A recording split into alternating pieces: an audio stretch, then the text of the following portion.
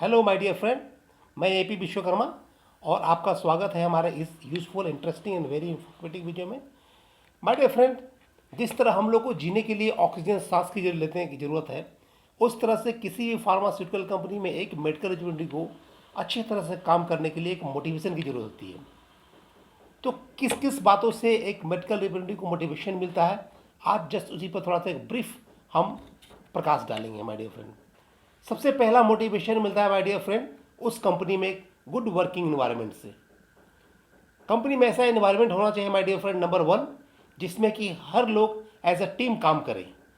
हर hierarchy में एक हर senior juniors को रिस्पेक्ट करे, उसकी काम की कदर करे, और जो वर्कर हो उसका वहाँ पे प्रॉपर इज्जत हो, उसको रिस्पेक्ट मिले। ये बहुत बड़ा वर्किंग इन्वायरमेंट, बहुत बड़ा फैक्टर होता है किसी कंपनी में अच्छे से काम करने के लिए, उसको ग्रो करने के लिए। तो दूसरी तरफ क्या होता है, जिसमें अच्छा इन्वायरमेंट है, बहुत सारे जो होता है बटरिंग करने वाले होते हैं, चापलूस लोग होते हैं, उसकी बहुत कदर होती है। वहीं जहाँ अच्छे वर्कर होती है उसका बहुत ही घिचैया हो जाता है या उसका बहुत लेग पुलिंग होता है। उस तरह कंपनी में अवॉइड करना चाहिए काम करने।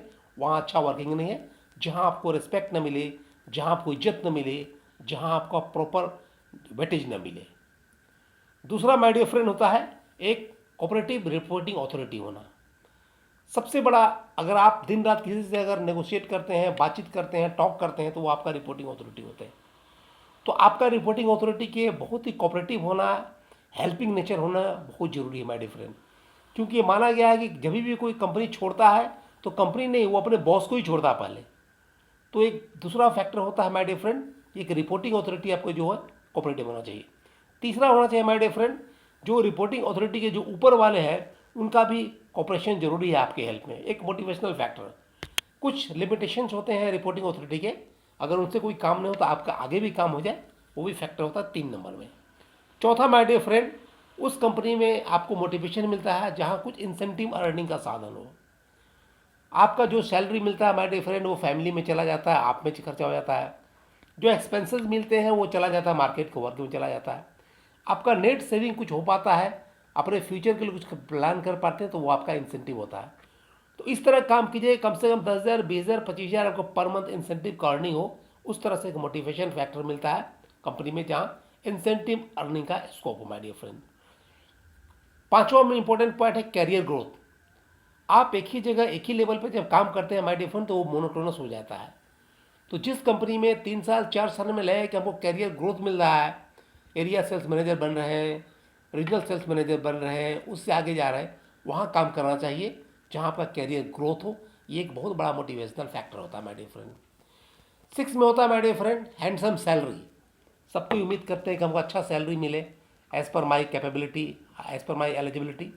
साथ में एवरी ईयर उसमें अच्छा इंक्रीमेंट लगे, हर कोई एक्सपेक्ट करते हैं। तो ये बहुत बड़ा मोटिवेशनल फैक्टर है, हैंडसम सैलरी, साथ में अच्छा एवरी ईयर ग्रोथ।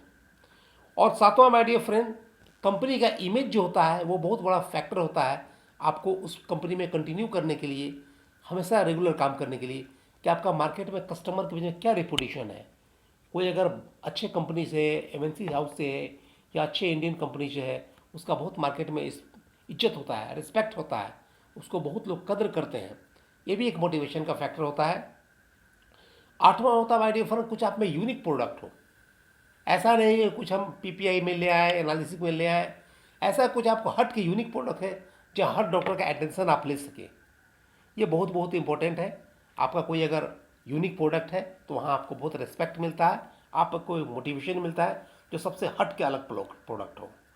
नवा है माय डियर फ्रेंड, जॉब में एक जॉब सेटिस्फैक्शन होना चाहिए।